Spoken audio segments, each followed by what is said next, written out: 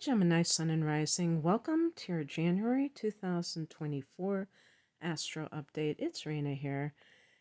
So, I'm recording this in the middle of December, and there are some transits that are already in play that are going to carry on until January. So, one of them that I can think of right off the bat is that Mercury is retrograding in Capricorn. And Mercury goes into Sagittarius in the last half of December, but it goes direct on the first of the month. Mercury is your ruler, so this is significant for Gemini individuals, whether it's your sun or your rising sign. And so that means that when Mercury goes direct, it's going to be in your 7th house. Now, the reason that this is significant is that you have Mars in that 7th house until the 4th of the month. The 7th house is a house of committed partnership, so marriage or the equivalent. It's also the house of legal matters. So Mars can be action, conflict, like fighting for something. And in the 7th house, it can be issues connected to some sort of legal dispute, for instance. And that's, when I say dispute, it could just be some kind of formality, I guess. But anyway, it can be something like that. And the additional significance is that a lot of planets are going to go into that 8th house. The 8th house is Scorpio's domain in astrology. And for you, Capricorn is the sign that rules this house. Now, you have Pluto in this house for the first few weeks, and you've had it there for several months. I can't remember when Pluto, when it went retrograde, when it went back into Capricorn. I think it was in July, but I could, I don't know, but it was a few months ago. And so Pluto is direct now, and it is going to stay in Capricorn for the first few weeks. So it will be in that 8th house. Now, Pluto is one of the rulers of the 8th house in astrology, along with Mars, So Mars is going to go there, and Pluto is already there. So it has these two planets that rule Scorpio have a scorpionic influence in the house that it rules. One of the big things about the 8th house is that it's the house of other people's money. So remember, I'm talking about the 7th house being legal affairs, and now I'm talking about the 8th house. So there could be something with other people's money where there is some kind of a conflict and there's some kind of a fight. Something that needs to be dealt with or is being dealt with. And this can be an inheritance. This can be the divorce proceeds. I think even something like child support could be 8th house. Anything in that vicinity or area. On the 11th, we have a new moon here at 20 degrees of Capricorn. So that can bring new,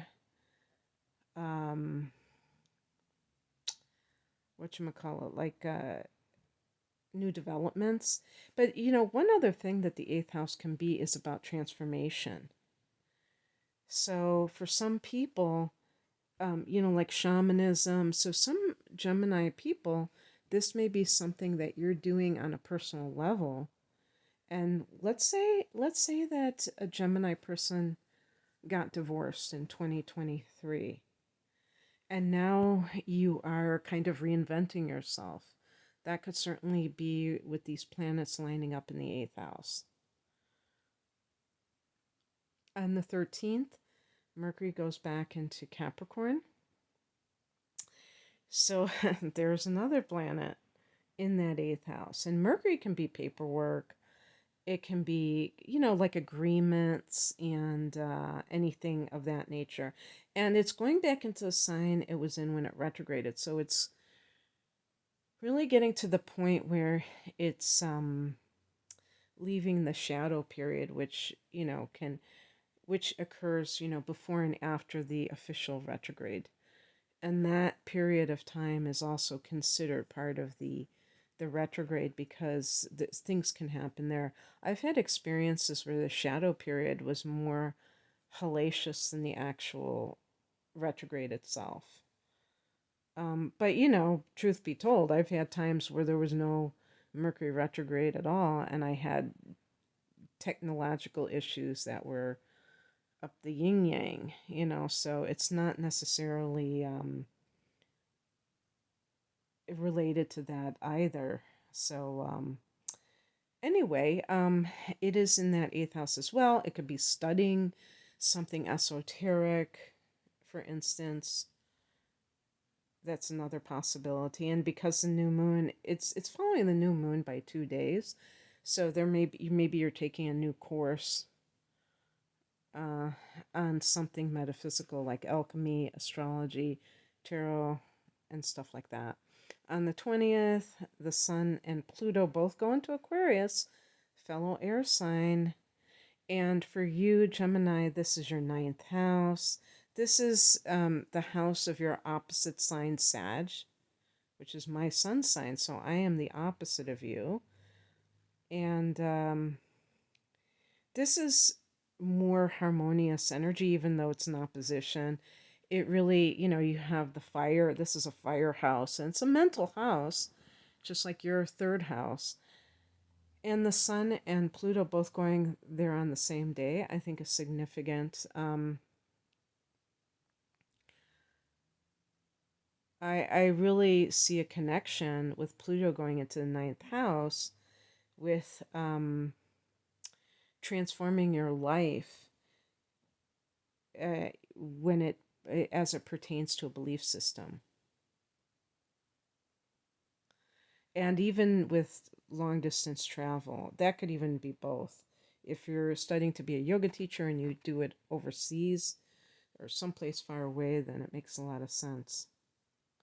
On the 23rd, Venus goes into that, guess what, 8th house. So we have Venus and Mars in that 8th house, and Venus in the 8th can bring money that is coming from other people. It can bring love at a deeper level, kind of that soulmate love.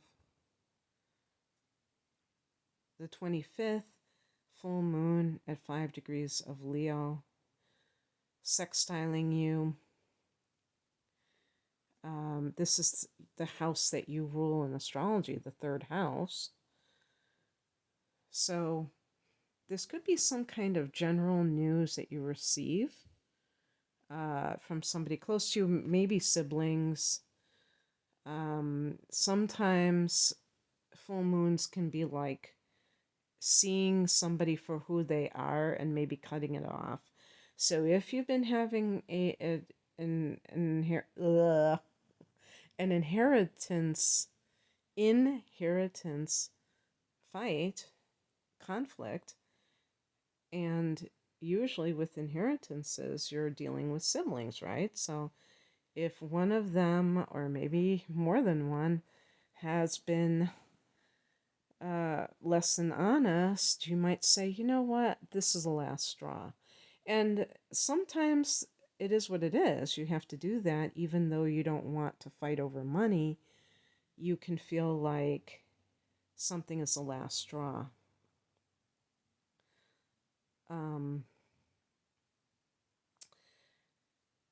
Or you can see through a person's behavior, a sibling's behavior. By the way, this is also the house of aunts, uncles, and cousins. Sometimes cousins are like siblings. or aunts and uncles are like parents, depending on the closeness of your connection growing up. This can be some kind of a download, maybe a spiritual download that, because the third house is the mind, that kind of guides you in your actions. On the 27th, Uranus goes direct at 19 degrees of Taurus, and this is your 12th house. I'm a late degree Taurus rising, so this is falling in my 12th house. If you can pinpoint what Uranus in the 12th house in general has meant for you, Gemini, please write it down below because I'm still trying to figure it out. I've had some strange, like paranormal or supernatural experiences, but not like super duper major ones. But Uranus, I think, can be the Kundalini. So it could be that awakening energy. And so there's a spontaneity with that, but with Uranus, you could say it's kind of erratic. That's the dark side of spontaneity, I guess. But I don't think that that's so bad. But yeah, I'd be curious to know how that has manifested for you. I do think that one possibility of Uranus in the 12th house can be spiritual beliefs or just I don't know if you just call them experiences, but of a galactic nature, because I know that Aquarius and Uranus are connected to the galactics. And so what that means specifically for me is that it transcends just, like the eighth house, the occult and metaphysics and things. Galactic or starseed information is a whole other layer of the onion in terms of the expansiveness of who we are. You could say it's our multidimensional nature, I guess. Okay, Gemini, that's what I have for you. I hope that this resonated. If you would like a private reading, I'm promoting my double readings, my deep dive readings, which are package deals, because I sell readings individually. An hour of natal chart analysis plus an hour of transits for a sale price of $85.85. That is in US dollars. And I also I sell those readings separately for probably about $55 and some change, or maybe it's $56. I don't know the exact thing right now, but something like that. So you can see that it's a big savings buying them together, and they do go together for sure. I like doing them together because I think that getting to know somebody's chart and then doing transits for them is a great thing. And these are 2024 transits, so it's for the whole year. And I have life path readings, which are connected to career. I have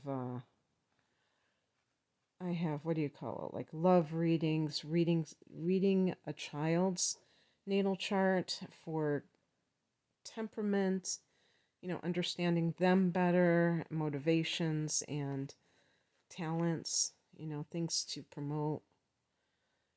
Yeah, I have all kinds of readings. You can find out more information at the link below. I'm at RainaMoonAstrology.com. Thanks for listening. Bye.